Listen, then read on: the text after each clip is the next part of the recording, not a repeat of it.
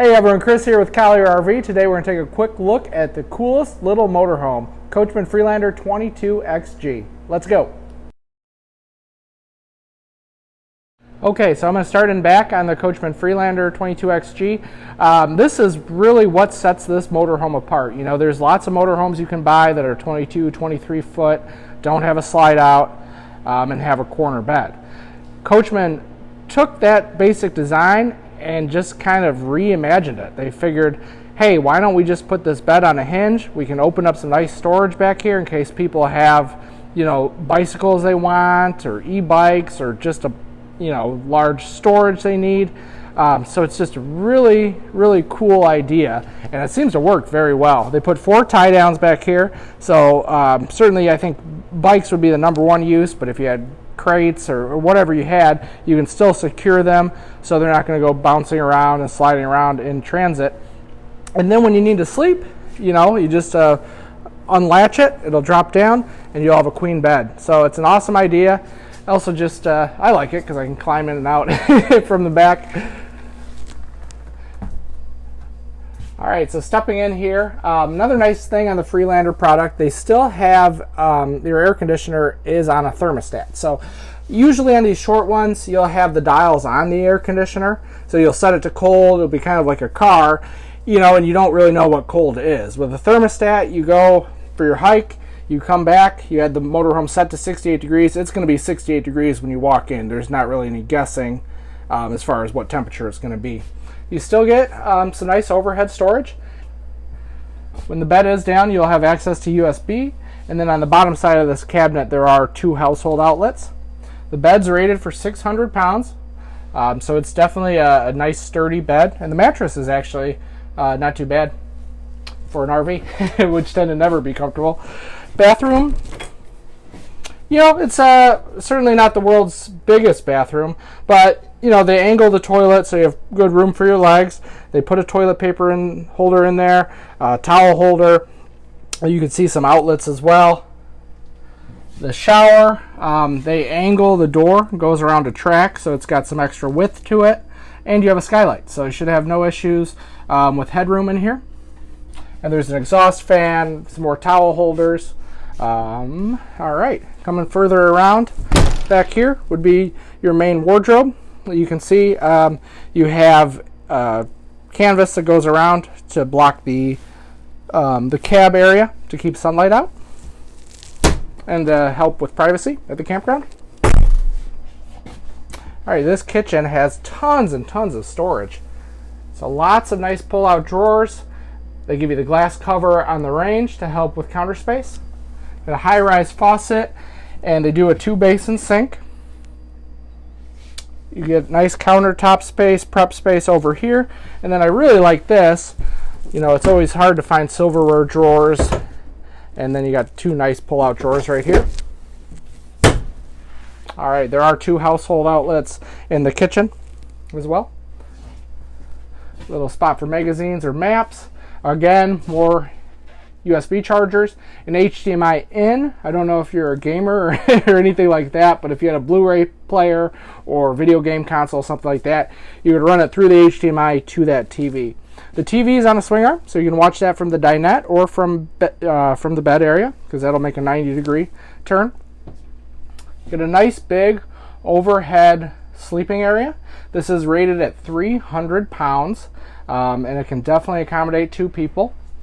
This middle piece is removable, so right now we have it pushed back so you can easily get in and out of the cockpit, but if you pull it forward, it'll close this gap, and then this netting will latch securely to these seatbelt holders, which will then prevent hopefully your grandkids or kids or gear from rolling out. You see you get a nice fan up there as well, or vent I should say. All right, so the dinette, get a nice U-shaped dinette that will function as a sleeper. There's storage on the left-hand side, and then this piece right here, you can actually take this cushion off, and this whole platform will slide underneath if you want some more room. We option this with the passenger seat to swivel, so you can entertain a little more easily. That's a nice seat. It will recline and kind of move forward and back. So this is a little bit upgraded from previous years. This is obviously the big change is the V8 versus the V10.